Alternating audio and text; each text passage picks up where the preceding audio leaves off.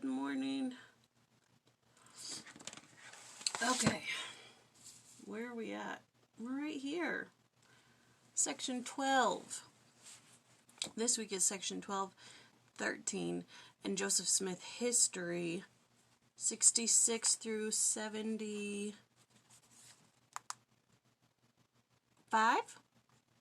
Yeah.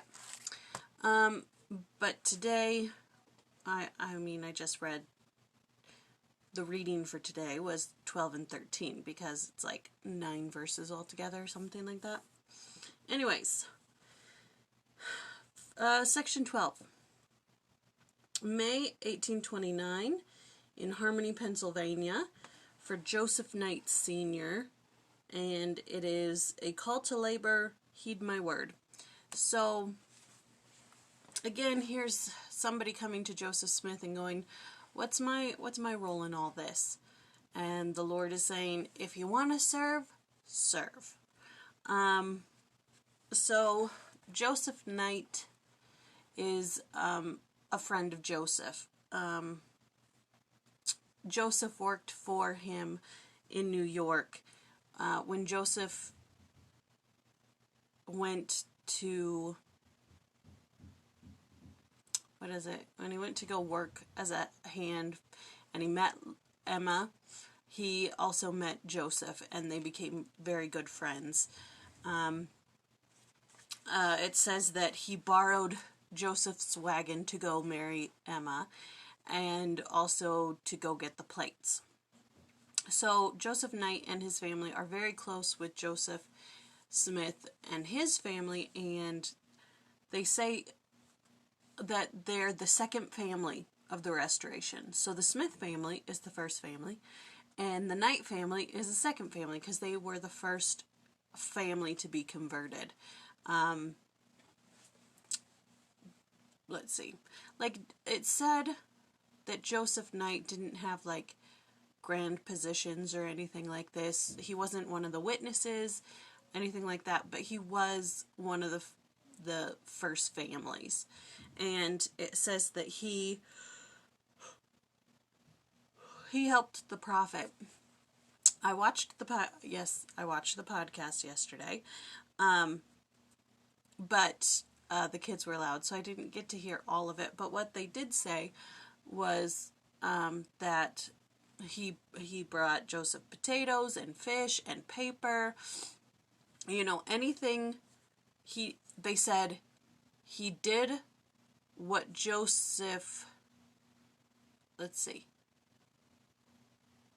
how did they say it? Something like he did what he could because Joseph was the only one who could translate. I'm saying it wrong. Let's see. Anyways, he helped Joseph. Basically, if you want to compare it to, I don't know. My mind is all kinds of flustered. Anyways, so he helped out. And when they say he brought him paper, I was thinking about how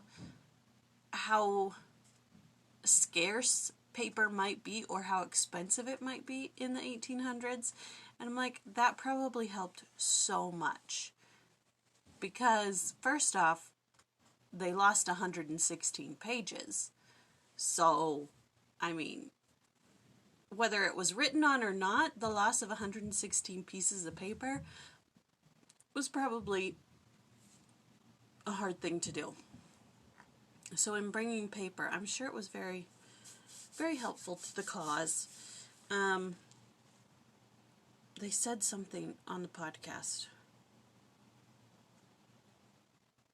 I'm trying to think of how they worded it, but basically it was, in your calling, for instance, secretary in the Young Women's, my calling is to take as much off of the president's plate so that the president can do what only she can do. I think that's how they worded it. So that was Joseph Knight. He was taking as much off of Joseph's plate. He was doing what he could do so that Joseph could do what only Joseph could do. Got it. Okay. So, let's see. It says he moves to, where did it say? The Knights moved to Kirtland, then Jackson, then Nauvoo. So they moved around with the church. They were the first faithful family. They're one of those, like, we don't revere, I'm using that word, Oliver Cowdery, Parley P. Pratt, Heber C. Kimball, those types of people. He's not, we don't place him in the category same as those people, but he was just as instrumental in the restoration as those people. So that's who he is.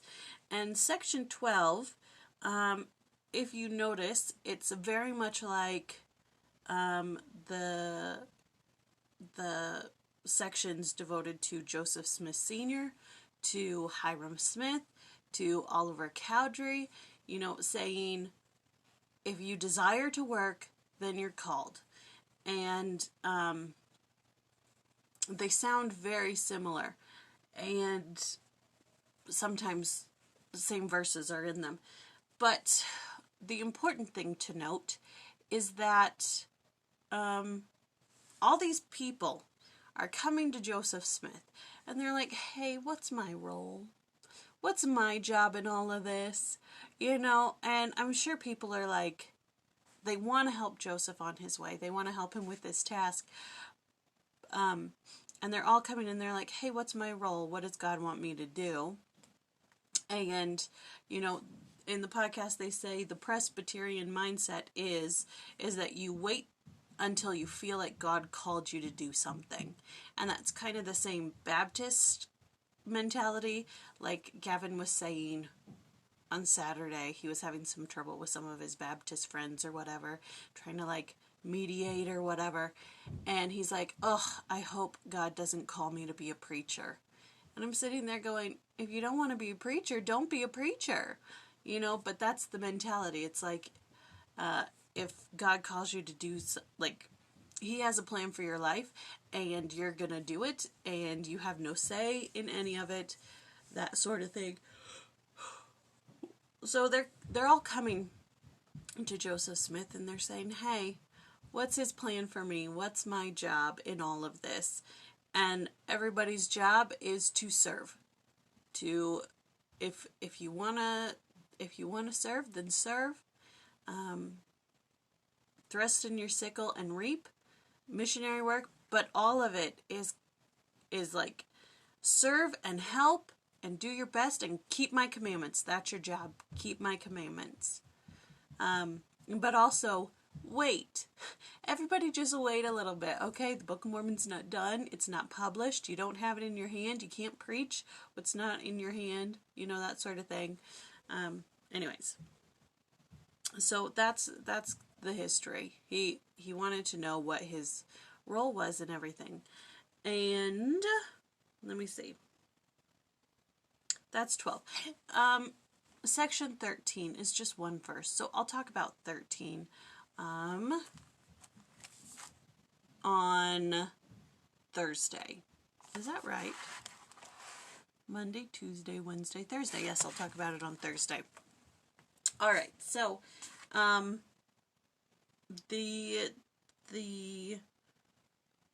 what is it? Some main themes and some key insights about Christ and his church. Those who assist in Christ's work must have certain attributes such as humility, faith, hope, charity, and being full of love and temperance. So, I got some work to do. But some main themes, the one that I enjoyed quite a bit that I highlighted here is, in being temperate, we have moderation and self-control to resist any extremes in our personalities, behaviors, or physical habits.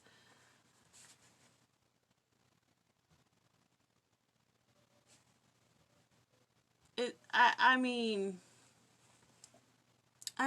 it's like, there are those people who are like, well, God made me this way, so I'm going to be this way. Or like, I just am this way. I don't know how to change it. I'm just this way. Or, it's too hard to change, or, well, I'm a type 1, or I'm a type 2, if you know anything about the 4 types. Well, I'm just this way because I'm a type 4, you know. It says, no, in being temperate, we have moderation and self-control to resist any extremes in our personalities, behaviors, or physical habits. Through the Lord, anything is possible. We can change our habits. So tomorrow and the next day, we're going to get into the verses.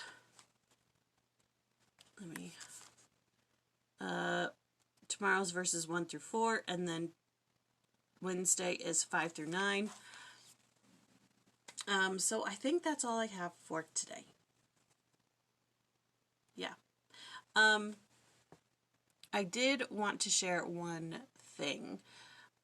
Yesterday on our family services, I said that I was feeling a little, uninspired.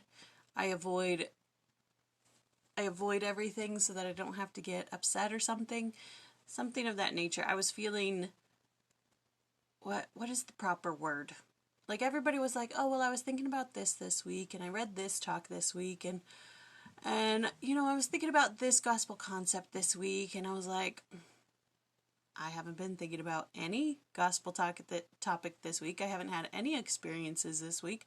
I had nothing to share, and it kind of made me not feel bad about myself, but it made me look at my life and my situation and being like, okay, what am I doing and what needs to change? Because everybody had something to share, basically, and I had nothing, and I'm like, am I just floating through life? Am I just going with the tide, so to speak? And so I was fasting, and immediately certain things came. For instance, right away, after our family services, inspiration came that I needed to, one, delete mobile games off my phone. I needed to stay off my phone more. I needed to read conference talks. I needed to focus on those things. If I wanted those experiences, then I had to focus on those things. So I was like, okay, cool, I'll start that. I'll do conference talks. I haven't been reading, yada, yada, yada. Then I got a text from the bishopric, and they asked me to pray in sacrament meeting. And I was like, okay, say yes, even though it terrifies you to get up in front of people, say yes. And that was an opportunity to feel the Spirit more, to guide me and just feel His presence in my life. And then what happened?